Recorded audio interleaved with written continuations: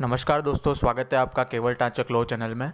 दोस्तों, आज के वीडियो में हम समझेंगे कि काइंड्स ऑफ पनिशमेंट क्या होता है। पिछले वीडियो में हमने बात की थी कि थियरी ऑफ पनिशमेंट क्या होता है। थियरी ऑफ पनिशमेंट टोटल 5 तरह के थियरी होते हैं, जैसे डिटरेंट हो गया, रिट्रीब्यूटिव हो गया, रिफॉर्मेटिव हो गया। आज हम समझेंगे कि काइंड्स ऑफ पनिशमेंट क्या होता है। सबसे पहले डेथ सेंटेंस हो गया और उसका कोर्ट का प्रैक्टिकल प्रोसेस क्या है वो उसकी भी हम बात करेंगे। सोशल रेफरेंस क्या बोलता है कैपिटल पनिशमेंट के बारे में। कैपिटल पनिशमेंट मतलब डेथ सेंटेंस हो गया। अल्टरनेटिव टू डेथ सेंटेंस क्या है, मतलब अगर किसी को डेथ सेंटेंस दी जाती है तो उसका कोई दूसरा उपाय है कि हम उसको जो डेथ सेंटेंस उसको कन्वर्ट कर सके। इम्प्रिजनमेंट के 4 प्रकार होते हैं। एक तो सिंपल हो गया, रिट्रीजियस हो गया, फॉर लाइफ इम्प्रिजनमेंट हो गया और सॉलिटरी कन्फाइनमेंट हो गया। तीसरा है फाइन, मतलब जब आप मॉनिटरी कंपनसेशन किसी विक्टिम को देते हैं उसको बोलते हैं फाइन। फॉरफीचर ऑफ प्रॉपर्टी, मतलब कोर्ट जो आपकी प्रॉपर्टी जब्त कर लेती है और उसमें से जो पैसे आता है वो विक्टिम को दिए जाते हैं। सेंटेंसिंग डिस्क्रिशन, अब ये इतनी सारी चीज़ें आज हम इस वीडियो में समझेंगे। दोस्तों, अगर आपको चैनल अच्छा लगता है तो इसे लाइक करें, शेयर करें और सब्सक्राइब करें। सबसे पहले बात करते हैं डेथ सेंटेंस क्या होता है। Death sentence is a punishment in India and also permissible in some crimes under the country's main substantive penal legislation, that is Indian penal code 1860 and other laws. Death sentence एक ऐसी punishment है जो Indian penal code, जिसको IPC बोलते हैं, उसमें और बाकी सारे जो कानून है उसमें सज़ा सुनाई जाती है, जिसको बोलते हैं डेथ सेंटेंस, मतलब आदमी को फांसी पे लटका दिया जाता है।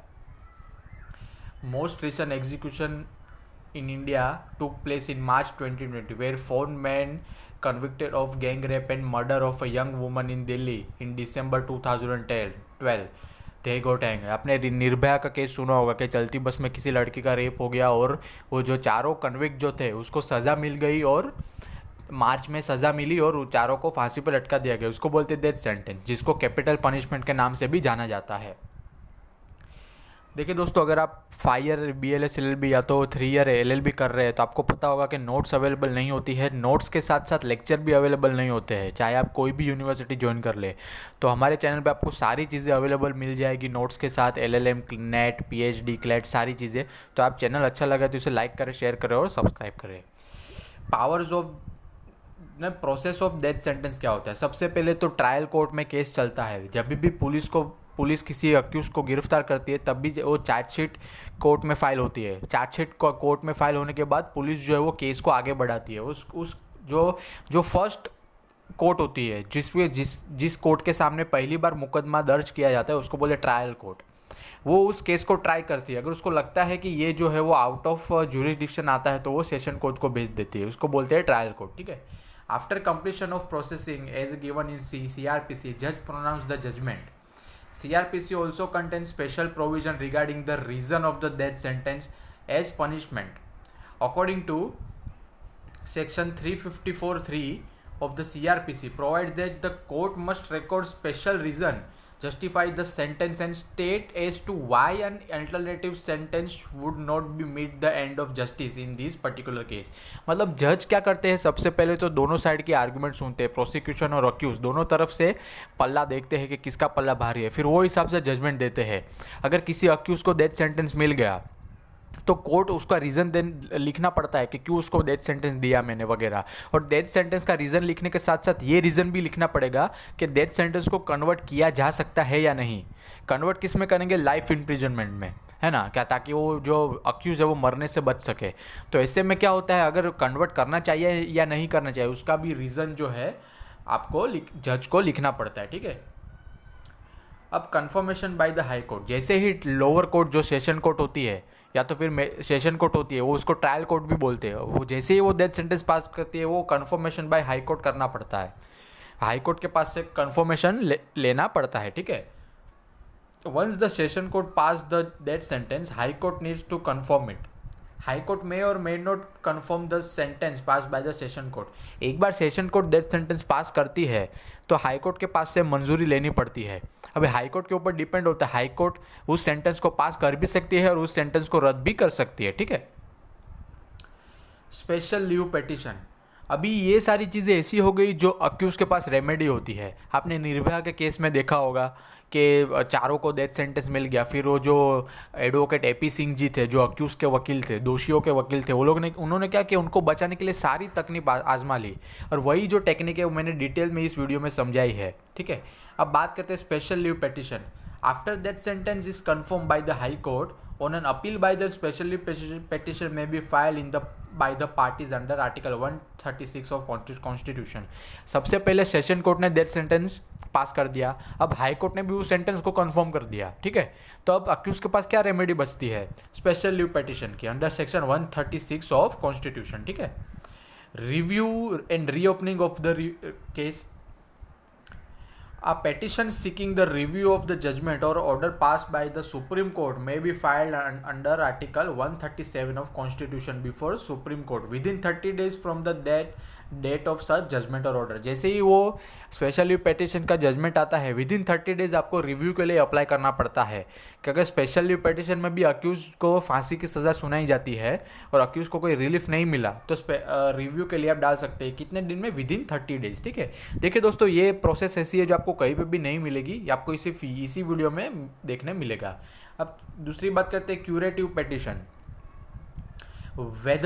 Whether an aggrieved person is entitled to any relief against the final judgment order of the Supreme Court after dismissal of the review petition, curative petition file। जैसे ही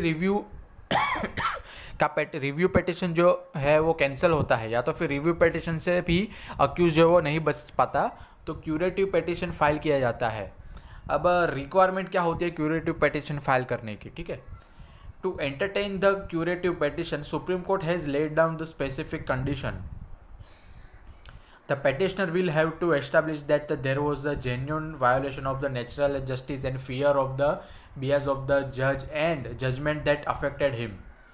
मतलब वहाँ पे अक्यूज को ये साबित करना पड़ेगा कि नेचुरल राइट का वायोलेशन हो रहा है और अक्यूज की जो जान है वो दाव पे लगने वाली है विदाउट एनी प्रॉपर रीज़न।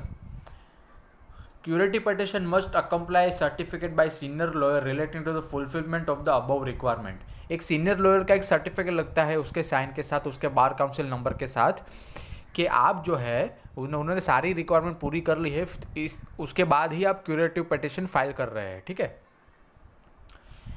आपको मैं एक समरी दे दूंगा जिसकी वजह से आपको शॉर्ट में सारी चीज़ें पता चल जाएगी, पहले आप इस वीडियो को पूरा समझिए। The petition is to be send to the 3 senior most जज ऑफ द बेंच वो pass the judgement affecting the petition. The petition जो है वो 3 मोस्ट सीनियर जज को दिया जाता है जिन्होंने वो जजमेंट पास किया था। इफ़ द मेजोरिटी ऑफ जज on the above bench agree that the matter needs to hearing then it would be send to the same bench. अगर वो जज, तीनों जज में से अगर मेजोरिटी 2 लोगों को भी ऐसा लगता है कि केस को सुनना ज़रूरी है, तो फिर से उसी जज को दिया जाएगा सुनने के लिए जिन्होंने वो जजमेंट पास किया था। ठीक है, अब बात करते हैं मर्सी पिटीशन क्या होता है। मर्सी पिटीशन मतलब माफ़ी पत्र जो आप प्रेसिडेंट को देते हैं। As per the constitutional framework in India, mercy petition is to the president is the last remedy available to the accused. अभी कुछ काम में नहीं आया तब लास्ट में मर्सी पिटीशन फाइल किया जाता है। कौन फाइल करता है, अक्यूज फाइल करता है, जिसको बोलते हैं मर्सी पिटीशन। अब ये जो मर्सी पिटीशन है, mercy petition can be given to the president under article 72 of the constitution of India. Constitution of India article 72 के हिसाब से आप मर्सी पिटीशन प्रेसिडेंट के पास आप फाइल कर सकते हैं। ठीक है, the process of making a mercy petition. अब उसका प्रैक्टिकल प्रोसेस क्या है वो आप समझ लो। There is no statutory return process of mercy petition, मतलब वहाँ पे मर्सी पिटीशन का कोई लिखा हुआ प्रोसेस नहीं है। आप अपने लॉजिक से, अगर आप एक सक्सेसफुल एडवोकेट हो तो आपको लॉजिक से समझ में आ जाता है। ठीक है, after the existing all the remedy mercy petition is available. अगर आपने सारी रेमेडी खर्च कर डाली और आपको हाथ में कुछ नहीं आया, अक्यूज को फांसी की सज़ा सुनाई दी, तो मर्सी पिटीशन का उपयोग किया जाता है। ठीक है, accused or his relative on the behalf of the accused may submit a written petition to the president. या तो अक्यूज भी फाइल कर सकता है मर्सी पिटीशन, और मर्सी पिटीशन जो है अक्यूज के रिलेटिव भी फाइल कर सकते हैं। किसको, ऑनरेबल प्रेसिडेंट को। ठीक है, the petition is received by the on the behalf of the president secretary on the behalf of the president which is then forward to the ministry of the home affairs for their comments. after and recommendation. The president can either accept or reject the mercy petition as per the advice of the council of minister. council of minister जो advice करते हैं उस advice के ऊपर president जो है वो उसको एक्सेप्ट भी कर सकते हैं, रिजेक्ट भी कर सकते हैं. एक्सेप्ट कर लिया तो अक्यूज की जो डेथ सेंटेंस है वो लाइफ इम्प्रिजनमेंट में कन्वर्ट हो जाएगी. अगर ये मर्सी पिटिशन रिजेक्ट होता है तो उसको फांसी की सज़ा होना निश्चित है. Constitution does not provide any specified time limit to accept or reject the mercy petition. Constitution में कहीं पे भी ये नहीं लिखा कि आपको कितने टाइम में मर्सी पिटिशन को एक्सेप्ट या रिजेक्ट करना है, ठीक है. मगर इसका जो टाइम है वो रीजनेबल होना चाहिए. अगर एक अक्यूज है जिसको 10 दिन के बाद सज़ा मिलने वाली है तो प्रेसिडेंट को 9 दिन के अंदर अंदर अपना जवाब देना पड़ेगा, ठीक है. तो ये सारी चीज़ें जो है वो लॉजिक से चलती है. What happen when the convict file mercy petition. Mercy petition file करता है अगर कन्विक्ट जो अक्यूज होता है वो मर्सी पिटिशन फाइल करता है तो क्या होता है. Once a mercy petition is file then it is the duty of the jail superintendent to stay the execution of that sentence. एक बार मर्सी पिटिशन फाइल हो गया तो जेल सुपरिटेंडेंट जो होता है, जो जेल की रखवाली करता है, उसका ये ड्यूटी बनता है कि डेथ सेंटेंस को रोका जाए, ठीक है, थोड़ी देर के लिए, जब तक प्रेसिडेंट का कोई रिप्लाई नहीं आ जाता. Time limit to file mercy petition क्या होता है. देखिए, कन्विक्ट मतलब जो accused under the sentence of death it allowed to file mercy petition within a period of 7 days after the date on which the superintendent of jail informs him about the dismissal of the appeal or specially petition by the Supreme Court. जैसे ही superintendent जो होता है jail का वो accused को बोलता है कि आपका जो स्पेशली पेटिशन या तो अपील जो है वो कैंसिल हो गया है, तो जैसे ही उस अक्यूज को नॉलेज मिलता है विद इन 7 days उसको मर्सी पेटिशन फाइल करना पड़ता है. Within 7 days. दोस्तों आपको ये लिमिटेशन याद रखनी पड़ेगी. Social reference to the capital punishment क्या है. अब देखिए दोस्तों, आपको मैं फिर से एक समरी बता देता हूँ कि अक्यूज को अगर डेथ सेंटेंस मिला तो उसको क्या करना पड़ता है, ठीक है. देखिए दोस्तों, सबसे पहले डेथ सेंटेंस क्या है वो तो आपको पता है. प्रोसेस ऑफ डेथ सेंटेंस, सबसे पहले ट्रायल कोर्ट में केस चलता है, मतलब सेशन कोर्ट. जैसे ही session court death sentence pass करती है हाई कोर्ट के पास कन्फर्मेशन के लिए जाता है, ठीक है.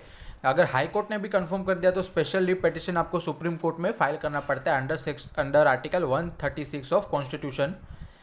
रिव्यू के लिए रीओपनिंग ऑफ केस भी कर सकते हैं. अगर वो उससे भी कुछ नहीं हुआ, अक्यूज की सज़ा जो है वो डेथ सेंटेंस ही रह गई, उसको सज़ा को कन्वर्ट करने का अक्यूज को मौका नहीं मिला, तो क्यूरेटिव पिटिशन फाइल कर सकते हैं. अगर क्यूरेटिव पिटिशन से भी कुछ नहीं हुआ तो लास्ट में मर्सी पिटिशन फाइल कर सकते हैं प्रेसिडेंट के पास. अब ये जो रेमेडी है वो लास्ट है, उससे आगे कुछ नहीं है.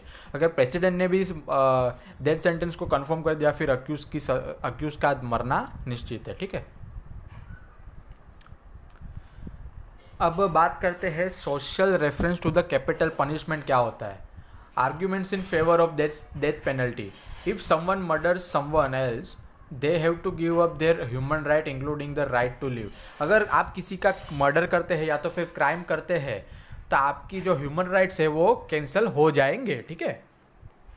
If they have killed someone you should be killed too. अभी देखिए, arguments in favour of death penalty क्या है. अगर आप किसी का मर्डर करते हो तो आपको डेथ सेंटेंस मिलना चाहिए. अगर कोई आपको मारता है तो आपको भी सामने हक मिलता है कि आप उसका कत्ल कर दे, ठीक है. ये सारी आर्ग्यूमेंट फेवर में है डेथ सेंटेंस के. Giving accused and death penalty will stop the accused and as well as the society crime. Accused को एक बार सज़ा मिल जाती है डेथ सेंटेंस की तो लोगों को भी मन में डर रहेगा कि मैं अगर क्राइम करूँगा तो मुझे भी डेथ सेंटेंस मिल सकता है. आर्ग्यूमेंट अगेंस्ट डेथ पेनल्टी क्या है. डेथ पेनल्टी गोज अगेंस्ट अवर most basic human rights. Arguments against death penalty मतलब डेथ पेनल्टी के अगेंस्ट में कौन से आर्ग्यूमेंट्स है. तो लोग बोलते हैं कि डेथ पेनल्टी जो है वो ह्यूमन राइट्स के अगेंस्ट है, मतलब आप किसी की जान ले लेते हैं, ठीक है. Being killed by lethal injection और इलेक्ट्रिक डिवाइस इज पेनफुल. आप किसी को इंजेक्शन मार के या तो इलेक्ट्रिक से करंट दे के मारते हैं तो ये ज़्यादा बहुत ही पेनफुल होता है. No one has proven with the numbers that a killing murderer stop the other people committing similar crime. अभी देखिए, जैसे निर्भया में चारों दोषियों को सज़ा मिल गई, ठीक 2020 में ऐसा ही एक क्राइम हुआ जिसमें एक लड़की का बस के अंदर रेप हो जाता है. तो यहाँ पे ऐसा क्या है ना, फांसी चढ़ाने से खाली कुछ नहीं होता. जो क्रिमिनल माइंड है वो लोग जो क्राइम तो करने ही वाले हैं. तो ये सारे हो गए आर्ग्यूमेंट्स अगेंस्ट डेथ पेनल्टी, ठीक है. अल्टरनेटिव टू कैपिटल पनिशमेंट क्या है? सबसे पहले अल्टरनेटिव मतलब क्या है, एक दूसरा ऑप्शन डेथ पेनल्टी का क्या है? दूसरा ऑप्शन ये है कि लाइफ इम्प्रिजनमेंट, मतलब आप जिंदगी भर उसको जेल में रखोगे, is an effective alternative to death penalty.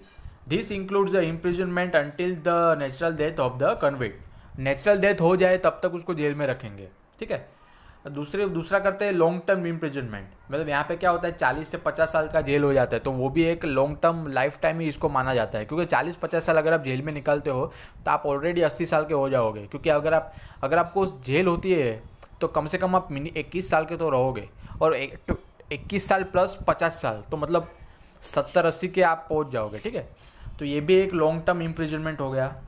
Release with a restriction, accused will be released and there will be a supervision for a limited or a lifelong period when a death sentences cannot be given। देखिए दोस्तों, ऐसे बहुत सारे crime है, ऐसे बहुत सारे accused होते हैं जिसमें डेथ सेंटेंस जो है वो नहीं दिया जा सकता। जैसे चाइल्ड हो गया below the age of 7 years, भले एक ऐसा बच्चा जिसकी उम्र 7 साल से कम है, ठीक है, अगर वो क्राइम भले वो मर्डर कर डालता है, फिर भी उसको डेथ सेंटेंस नहीं मिलेगी और लाइफ इम्प्रिजनमेंट भी नहीं मिलेगी, क्योंकि वो बहुत छोटा है, उसको पता नहीं होता सही क्या है गलत क्या है, ठीक है। तो ऐसे में क्या होता है ना, if a woman is a pregnant and death sentence is given, then such death sentence can be postpone और कन्वर्टेड इनटू लाइफ इम्प्रिजनमेंट। अगर कोई ऐसी औरत है, ऐसी वुमन है जो प्रेग्नेंट है, जिसको डेथ सेंटेंस मिला है, तो उसमें क्या होता है ना, अभी क्राइम तो वुमन ने किया है, उसने बच्चे ने थोड़ी क्राइम किया है जो उसके पेट में है, तो ऐसे में क्या होता है लाइफ इम्प्रिजनमेंट जो है उसमें कन्वर्ट हो जाता है जो डेथ सेंटेंस है वो। अब बात करते हैं तीसरे पॉइंट की, जेल के कितने प्रकार होते हैं। सिंपल हो गया, रिजरियस हो गया, लाइफ लॉन्ग हो गया और सॉलिटरी कन्फाइनमेंट हो गया। 4 तरह के प्रकार होते हैं। अब पहले प्रकार की बात करते हैं simple imprisonment means lodging of a person inside the prison with only a light duties and require such person are not required to do hard labor। मतलब सिंपल इम्प्रिजनमेंट में क्या होता है, ज़्यादा मेहनत करने की ज़रूरत नहीं है। फिजिकल में मेहनत जो होती है ना, जैसे पत्थर को धक्का मारना, पत्थर में से खोद के मूर्तियाँ बनाना, या तो फिर बहुत बड़ी बड़ी चीज़ों में काम करवाते रहे, हार्डवर्क करवाते, ऐसा नहीं होता। सिंपल इम्प्रिजनमेंट में नाम में ही आंसर है सिंपल, तो मतलब यहाँ पे हार्ड लेबर का कोई स्कोप नहीं होता। In a simple imprisonment, work given on the request of the accused and according to his physical fitness। accused जो रिक्वेस्ट करता है वो हिसाब से उसको काम मिलता है, और उसकी फिजिकल फिटनेस कैसी है वो भी ध्यान में रखी जाती है। अगर कोई ऐसा व्यक्ति है जिसकी फिजिकल फिटनेस अच्छी है तो उसको थोड़ा हैवी काम दे सकते हैं जो जेल का जो स्टाफ होता है वो। अगर कोई अक्यूज जो वो पहले से ही वीक है थोड़ा, तो उसको ज़्यादा हार्ड लेबर की कोई काम नहीं देते, ठीक है।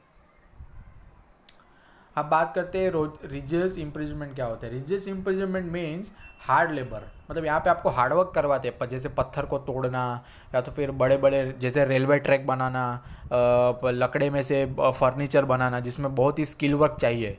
तो ऐसे काम में क्या होता है, जो आईपीसी और जेल मैनुअल्स में कहीं पे भी हार्ड लेबर को डिफाइन नहीं किया गया।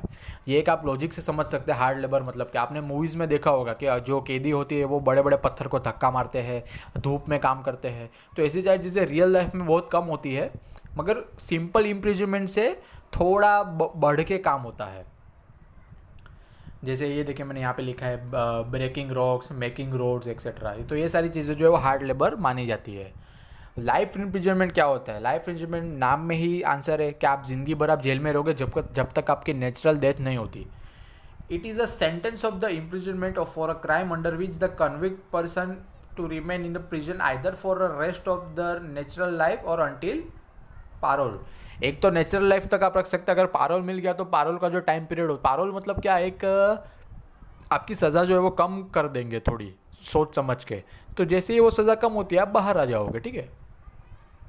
सॉलिटरी कन्फाइनमेंट, ये सबसे खतरनाक होता है दोस्तों। आप पूरे जेल में अकेले रहोगे अपने कमरे में, किसी के साथ आपको बात करने का मौका नहीं मिलेगा और काफ़ी लिमिटेड सुविधाएं होती है। Solitary confinement is a form of a imprisonment living in a single cell with little और नो कॉन्टैक्ट टू आउटसाइड। अब बात करते हैं फॉरफीचर ऑफ प्रॉपर्टी। ये भी एक तरह का पनिशमेंट हो गया दोस्तों। It means that property of the offender will be seized अभी अगर समझो आपने जजमेंट, कोर्ट का जजमेंट आया आपके अगेंस्ट में कि आपको विक्टिम को पैसा देना है, मगर आप दे नहीं रहे, तो आपको जेल करके कुछ मतलब नहीं। आपकी जो प्रॉपर्टी है वो कोर्ट जो जब्त कर लेगी, उसको बेचेगी, उसमें जो पैसा आएगा वो विक्टिम को दे देंगे और बैलेंस मनी जो है वो आपको मिल जाएगा। इसको बोलते हैं फॉरफीचर ऑफ प्रॉपर्टी। ये भी एक तरह का काइंड्स ऑफ पनिशमेंट माना जाता है। अब चौथे की बात करते हैं तो fine is a punishment. Fine is a penalty of a money that a court or other authority decide and accused have to pay that. Amount of fine is a different from case to case but is often announced in advance. जो fine का जो amount होता है वो case to case different होता है, मगर generally क्या होता है, केस चालू हो उसके बीच में ही अक्यूज को बता दिया जाता है कि आपको इतना फाइन भरना पड़ेगा। Generally in civil cases fine penalty is given in small crimes. देखिए दोस्तों, सिविल केसेस जो है वो उसमें अक्यूज को सज़ा नहीं मिलती, अक्यूज को पेनल्टी भरनी पड़ती है मॉनिटरी फॉर्म में। वेरे क्रिमिनल केस में क्या होता है, अक्यूज को जेल में जाना पड़ता है। तो ये दोनों फ़र्क हो गया। सिविल केस में जनरली फ़ाइन जो है वो दिया जाता है। अगर आप रास्ते में जाते हैं, आपने रास्ते में स्पीड कर दिया या फिर बिना हेलमेट के जाते हैं, तो पुलिस आपको पकड़ेगी और फाइन लगाएगी, इसको बोलते हैं फाइन। ठीक है। Sentencing discretion, sentencing discretion also known as judicial discretion, if it is a power of the judge to make some legal decision according to their discretion। अभी देखिए दोस्तों, जज जो है वो सबका जज, हर जज का माइंड अलग होता है, हर जज भी एक इंसान होता है।